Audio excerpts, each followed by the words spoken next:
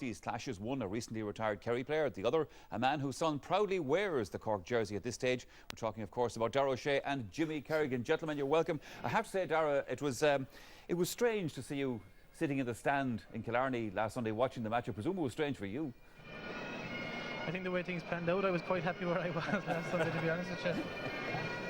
When you were leaving Killarney after the drawn match last Sunday, what was your feeling about the game? Do you think Kerry would win the replay, or were you worried? I felt Kerry did very well to come back. I mean, Cork dominated the game for long periods. I was very impressed with Kerry coming back after being in All-Ireland for the last 6 years. They came back and did very well to come back. It's a case now of how much we can improve in a week, and that's the big thing, you know. I mean, Cork obviously have a very strong panel, but it's a very windy day down here today, and I think it'll even up the game a bit more, you know, with Cork's size and physique. You know, I think it will even up the game a bit. It's about boxing clever today, and I think if Kerry can do that, we could sneak a win here, you know. Well, Jimmy Kerrigan, obviously you have an insight into this present Cork team. What's the view from inside the camp? Do you think you can improve over the week? Well, I'm not told much about what goes on inside the camp, Michael, to be honest with you.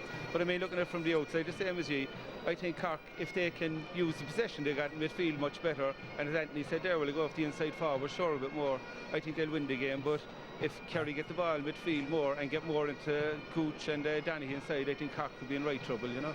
There's certainly no doubt about it, Jimmy. Last Sunday, in the last 15 minutes, the advantage was swinging in Kerry's favour.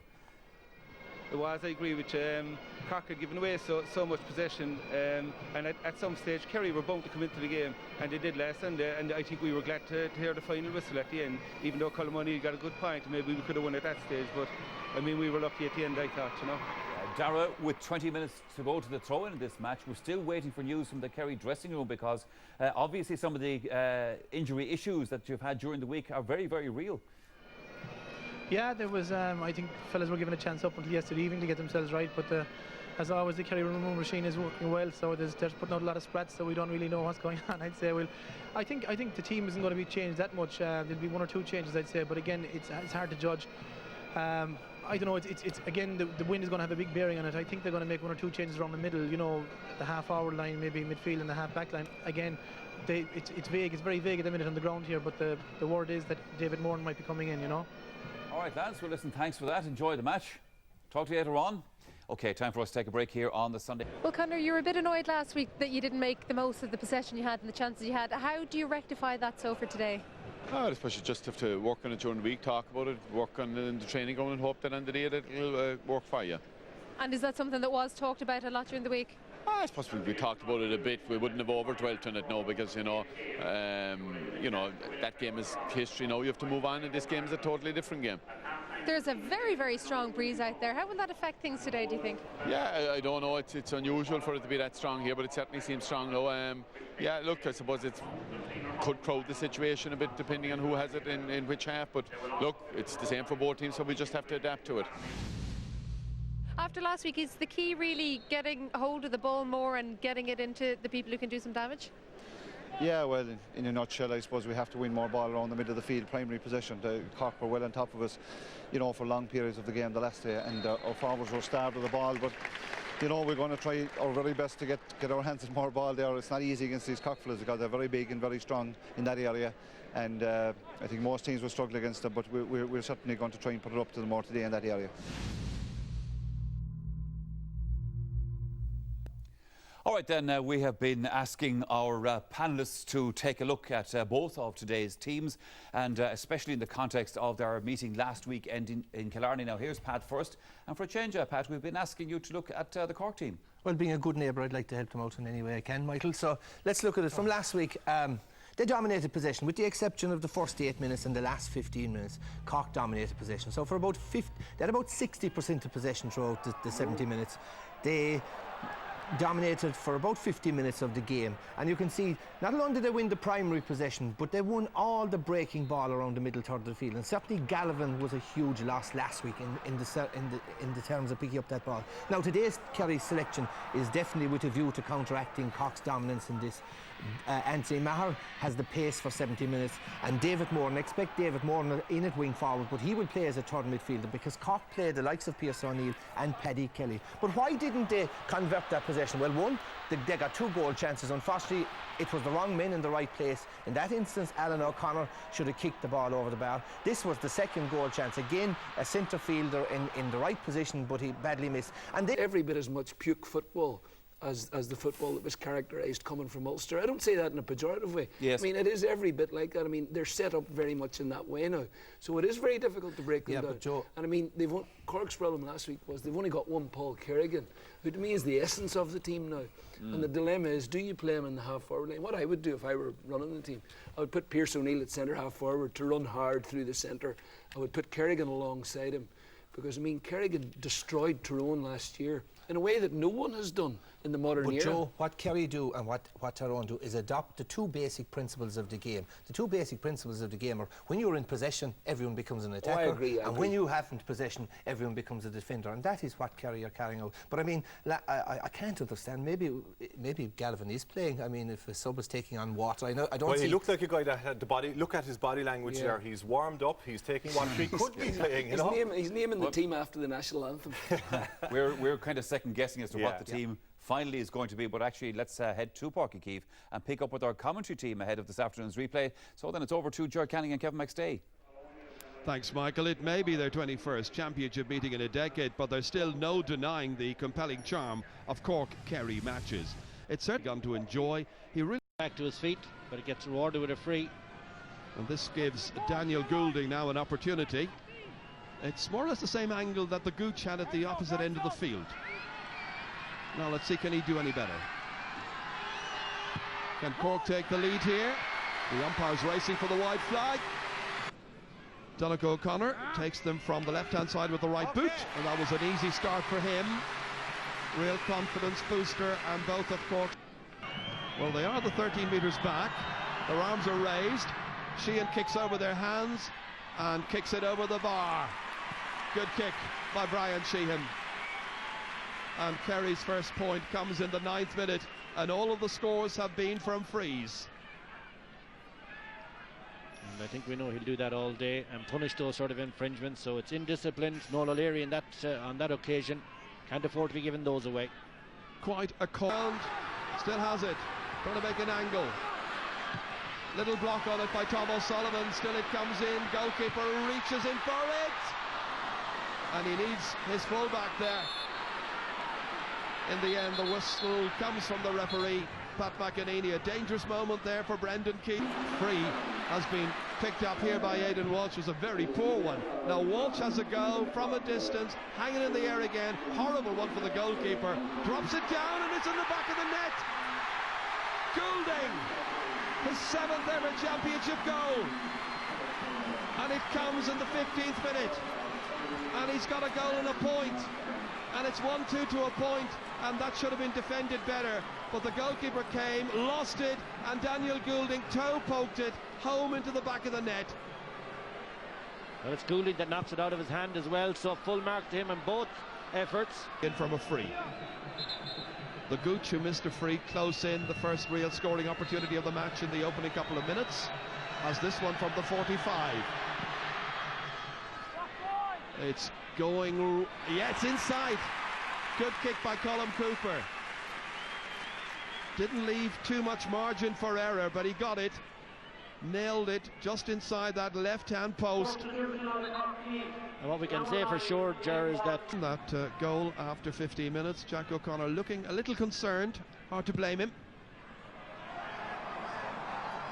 Alan O'Connor is beaten in the air brilliantly by Anthony Marr. That was a great piece of fielding, best so far in the match.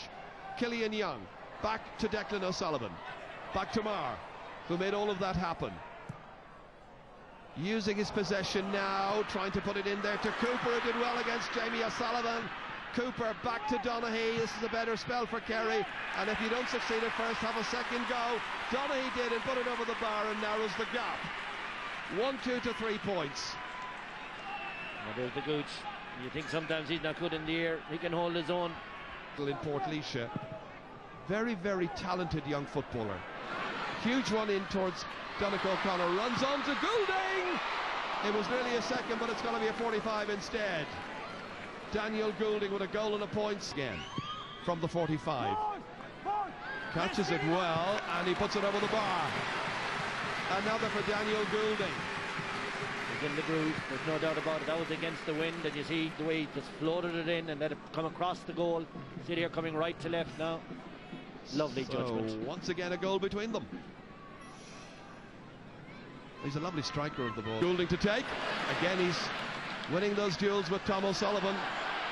Needs a support player. Kelly in there quickly to try and help out. Had Kassan on his right, having a go himself back, Kelly. This time away from Tomas O'Shea, falls kindly for Paul Kerrigan. Has to do a neat little pick. That was a lovely piece of skill there by Kerrigan. Looking around. Paddy Kelly once more. Cork hold the ball. Patient. Torment Kerry. Jonathan O'Connor knifing past 4 players on his left. Great score. Great score, oh, great score. Did everything himself. To initiate the attack from his own full back line. Referee again allows an advantage. Kerry hold the possession, have the chance to build. Anthony Marr. Not the greatest of kicks. Kicked on, picked up by Donnacha O'Connor. Forward quickly to Daniel Goulding. Well, Goulding mightn't have impressed everybody with his performance last Sunday, but he's certainly done well here in the opening 25 minutes. It's still Cork, and it's with Michael Shields having a go himself, fancying his chances. That is an absolutely sensational kick. Only his 3rd ever point in championship football. The Bars man, who once left St Finbarrs and the blues of St Finbarrs to the blues of Carlton.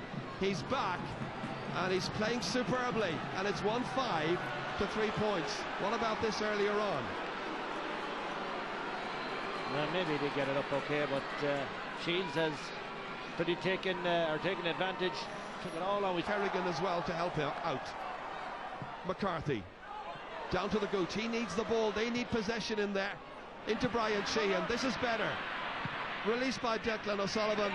What a pity they're not getting better supply of ball, because they have the capacity to torment that Cork back line. And it's 1-5 to 4 points. And Paul Galvin's on. Jack O'Connor has decided we've seen enough, and David Moran's going off. It's the response to a mini crisis, shall we call it. Galvin required. Now will this be the game changer? Suddenly much more with every kick. Watching every piece of action and intimate detail as Jamie O'Sullivan is fouled, and it's going to be a free kick for Cork, and it hots up quite considerably. Not necessary. Well, Pat McEnany won't stand for any kind of nonsense. This is a referee who's done All-Ireland finals where there were many riots in the past. I don't think you mess with him. The card's out, and Derek Kavanagh sees yellow. 3 yellow cards now issued to Cork players. And Graham Canty, I have no doubt, if Dave Coldrick gets the ref's attention, they'll be talking to Dave Canty as well, or pardon me, Graham Canty as well, because he went after Paul Galvin in the initial one, maybe back 2 minutes ago. So there could be further trouble. David Coldrick and Rory Hickey are the 2 linesmen this afternoon. Coldrick, by the way, is also the assistant referee, should he be required. And now referee has called across Graham Canty, the 29-year-old from Bantry Blues. And whatever Dave Coldrick has told Pat McEnany, this is the end result. Let's see the colour of the card. It's yellow. He's lucky, because I was following that one myself. What a turn about the accuracy of the pass, and finally it's Paddy Kassan who breaks past Paul Galvin, slips it inside to Kieran Sheehan. Here's a goal chance, and it's over the bar. He's going for a goal, no question about that. It's his first ever point in championship football, and it comes in the 31st minute. Shaking the head by the fans. They were absolutely certain that following this burst through the centre by Kassan, on as far as Kieran Sheehan, Brian Sheehan, pursued over there by Ray Carey. Sheehan back once more as far as the centre forward, Declan O'Sullivan. Again Kerry hold, but finally they're going to have to shoot it through Sheehan. Brian Sheehan has a go, and it's a magnificent kick. superb kick. His second point of the match. First from a free, this one from play. And it's 1-6 to 5 points, and it's no more than Kerry's needed. And that's a point for patience. You'd have to kick out, won by Kerry, by Seamus Scanlon. Free kick to Kerry. Declan O'Sullivan taking it into Donaghy. Can they get a goal here? Donaghy back to Cooper. Oh, what a miss! Last week it was Donaghy just before half-time who missed a golden opportunity of getting 3 points. This time Donaghy provided the pass to Cooper. Oh, you'd have put the housekeeping money on Cooper putting it into the corner of the net from there. Tony Davis, the question is this time, can you keep going? There's nothing between the teams again, a real rip-roaring Munster Championship game, both sides going at it. Cork again winning midfield right up to the last 10 minutes where Kerry came into it. Cork did have goal chances, they should have taken their scores, but then again Kerry had them as well. So really entertaining game. I'm loving it from a Cork-Kerry point of view. It's a typical Munster clash between both of them with nothing in it. Yeah, Pat? Sometimes I'm being accused of being too much of a romantic and looking for the ideal game. It's not the ideal game, but what we got is tight, it's tense, it's tough, it's very interesting, very entertaining. And all I'm saying is to the people out there, Serbia and Ghana is on at 3 o'clock. Forget about the first half of that game, because this second half is going to provide us with lots of twists and turns. But in that half, Cork definitely defensively all over the field the better, and marginally the better team as well. OK, we're going to take a short break. More from by the way, in Croke Park, at half-time in the game between Meath and Laois in the Leinster Championship. By coincidence, it's also the same score. Meath leading Laois by 1-6 to 5 points there as well. Joe Bradley, did you enjoy that first half? It's good, you know, and I mean, it's very tense. It's been well refereed, but still you feel that it's not just blood and thunder. I mean, it became, you know, a lot more fervour came into the game. For some reason, Galvin just has this impact on the crowd, on the opposition. You know, immediately people were sticking their chests out and sort of bumping into each other. And I mean, the volume went up appreciably. And I mean, everyone here in the studio, even the 2 lads, got their chests out, you know. So there's no doubt that he has a very extra special character when it comes to championship football. And since then, it has been a very entertaining battle, you know. Pat, last night, watching the England-USA match, we saw the England goalkeeper having a little bit of a nightmare. Unfortunately, the Kerry goalkeeper might have been watching that match. Yeah, Robert Green last night, Brendan Keeley today. This Cork goal is down to goalkeeping error. Look, it's simple Route 1 football, and you kick the ball into that danger area, and there's always a chance of a slip or whatever like that. Look, the goalie made it his, held on to possession, and sadly, he was easily dispossessed by Daniel Goulding. This was a great, you know, Goulding is a goal poacher, and it was a great instinct. Beautiful, wasn't it? It was lovely turn, whatever like that. He had much room to, but I mean, you'll have to fault Keeley. It was his ball. He has an odd technique, Pat. He goes for the ball. This was earlier in the match. This was flagged earlier on, his frailties, and we flagged it against Tipperary as well. Tipperary's second goal was again his fault under a high ball. Again, in that instance, he went for the ball. A bigger player than Donaghy O'Connor should have got a goal. So, I mean, the one thing about Keeley, he is a good shot stopper, but he's not the imposing presence that Diarmuid Murphy carried. He's only 6 foot, maybe 6'1". Murphy was 6'4", so dodgy under the high ball, and sadly, he gave Cork a goal. And Cork had goal chances as well, Joe, apart from that. It was a bit like last week. Last week I counted 4 occasions when Cork could have made a decisive breakthrough in the game, you know, to go from 3 points up to 6 points up, or from 4 points to 5 points. And I mean, this was a terrific chance. Goulding's played very, very well today, but he made, I mean, I always think it's a fatal error, and when I'm coaching with the young fellas, I always say, never kick across the keeper. Kick the way you're going. If you just put that straight, tipped it in, I mean, the keeper was lost, because the keeper always expects you to kick across him. And I mean, again, you can see... Well, this is the secret of beating a kind of what we call the blanket defence early on. You mustn't beat the first man in that. Goal chance. Yeah. Make space, and really he should have taken this goal chance, because like Daniel, they're 2 club mates in the same club, and they're both known for goals. As they say, Tony, it rose on them. And in fairness, you know, Sheehan has been very unfocused and imprecise in both games. I think he's been very poor again today.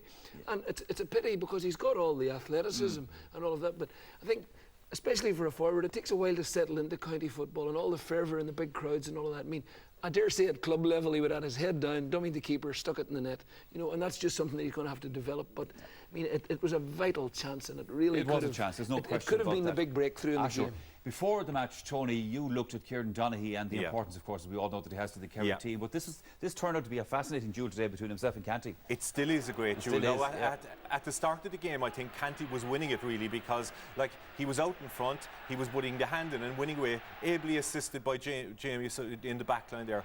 Another high ball, and he breaks it down again, wins a good ball. And I suppose, from a Cork point of view, from anyone outside looking in, this should determine the outcome of the game, because if you can cut off to supply a ball to the boys inside, then you should do well.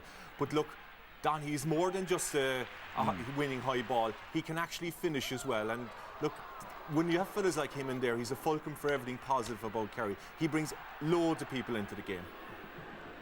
Now, that's the danger from a Cork point of view. When Galvin came on, there was a more precise ball, like someone picking a lock, getting the ball into the full forward line. He only got on the ball about 3 times, but the 3 passes he had, Cork did win them, but they were balls that could have ended up right on the inside in the real red zone, the danger zone in front of the goal.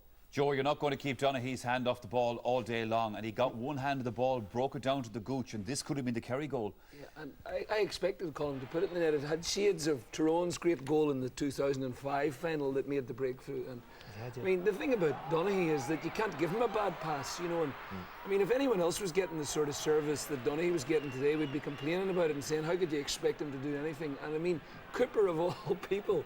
And in fairness, if you just look at the goalkeeper expected to see it nestling in the corner of the net. And again, these small moments can have a huge bearing on the rest of the year. And one of the big problems now, if Kerry persists with playing the ball into Donaghy, Graham Canty is on a yellow card. Yes. So he's on thin ice. Yes, yeah. All right, second half of Cork versus Kerry after this short break. So we'll see you again in about the 45 as well. It's the best way of answering a mass defence or people shuffling back behind the ball. If you can take scores from long distance, and that was a super, because the wind is a huge factor here. Now, Kerry had the wind in the first half. I'm not sure if it's actually favouring anything. It's possibly across the field. There's a wind down there into that black rock roll into the corner. And remember, from a Gaelic football point of view, windy conditions are the most difficult. You can talk about rain, but swirling windy conditions make it very, very difficult to play in. And you saw Kerry with the wind at one stage, and then Brian Sheehan had a free, and he was kicking the free against the wind. Cork got a couple of good points. We saw their job at Kerry as well. We know what they can do. There's one point that Declan O'Sullivan got. You were so impressed with the way that Kerry built this up. I just think that, you know, Kerry are not on full battle footing here today, you know. But it reminded me very much of Kerry in late September, this score. You know, just the absolute economy of it and the precision of their skills and the precision of the passing and the movement. And, you know, you feel very much as though Kerry do still have a lot in reserve. You just wouldn't have seen Cork scoring that point, if you know what I mean. And you know, I think that's why I say to an extent that this is a bit of a phony war that's being played out here. You know, Kerry would like to win it because they're worried about the old qualifiers. Sometimes you'd say if we no changes, guys, as you can see. Sorry to interrupt you. On either side, they're ready to go for the second half, so let's go back to Páirc Uí Chaoimh. From that, it reaches Donncha Walsh. Good ball carrier. Going long. Inside towards Colin Cooper. Looking for Donaghy. This is a goal chance, and that is a beauty. Donaghy scores. Second minute of the second half. That's the 7th time he's scored a goal in the championship, and this time Cork carved open. Canty found wanting. What a peach of a finish by Kieran Donaghy. Well, Donncha Walsh is brilliant in the first, and then the gooch slips it in back door to Donaghy. He takes the back position, little left hand, keeping Canty back off him. Great finish for a big. So from about 15 metres out, it's straight over the bar. Really has tormented Kerry. Remember a couple of years ago here, when he certainly did that. And Donncha O'Connor completes the move and puts it between the posts for his 4th point. 2 in a row for Donncha O'Connor. Well, we're going to see well, we're not going to see it in this one, but there was a hopeless cause chased in. I think it was Pearson Ian, was it, Jordan? Yeah. 2 men in the inside forward line for Cork in the second half. That is Paul Kerrigan and Daniel Goulding. Watch that right now, it's Paddy Kelly. Trying to sell dummies to Killian Young. Trying to keep him out there on the edge. Still a good-looking kick. It's a magnificent point and a first of the day for the Ballincollig player. The 24-year-old gets his first, and it's now Cork 1 goal and 9, Kerry 1 goal and 6. looked like it was out of steam, I thought, actually, that he had run his course, but got into a nice shooting position. It was still very tight. Took it brilliantly. Well, he brings the booze start. He does well. Dancing away from the challenger. Such quick feet. Anthony Marr now. Got a great point at Killarney. Getting assistance from Declan O'Sullivan. Back towards Colm Cooper. Lovely deception there to take it past Jamie O'Sullivan. Back in once again. Good block this time. O'Sullivan's got another go. And he puts it between the posts and puts it over the bar. It was needed. And it's Declan O'Sullivan's second point of the match. We're back to a 2-point game again here. Really intriguing contest. Well, he was anticipating there because it came back from a block. Came back very favourably to him. That was that lovely little turn there by the Gooch. He's played. Actually, if you just take away the goal chance that he missed, Gooch is turning up a gap of 3 points again. Daniel Goulding, goal and 2 from the first half. That one is straight between the posts. So, will it be Daniel Goulding, Jerry, even? In fact, it's Daniel Goulding, correction, you're right. Yeah, he got a good score up today. Goal and 3. But this is kicked over by Colm Cooper. And the Gooch gets just his second point of the match, and they both come from frees. Helped out over there by Tomas O'Shea. Mike McCarthy fisting it outside to Keane once again, the 20-year-old. Galvin. Inside it goes. Promising attack by Kerry. Mike McCarthy. Inside to Colm Gooch Cooper. Turned. Tripped by Jamie O'Sullivan. That's going to be a free in. And what action will theirs? Cooper. This to put over the bar. His third, but far more significantly, it's now Cork 110. Now they're making the real attacks and making them count. That's a kick out which Cork failed to retain, but will do well to get a line ball out of it. Suddenly there's hesitation in Cork's play again. Owen Cadigan to kick this one in. In as far as Kelly. Did well, really well to take it that time. Good use of possession. Cadigan. Back towards Alan O'Connor. Almost fumbled it but retained it. Gould. Slipping it down towards Colm O'Neill, and great tenacious challenge by Tom O'Sullivan. But Cork have the possession and a chance to mount an attack and maybe build another scoring opportunity. He'll be going for close to a score if he gets this one right with that breeze, Ger. Far post, if he can get distance on it, he'll bring it in. Well, he kicked an absolute beauty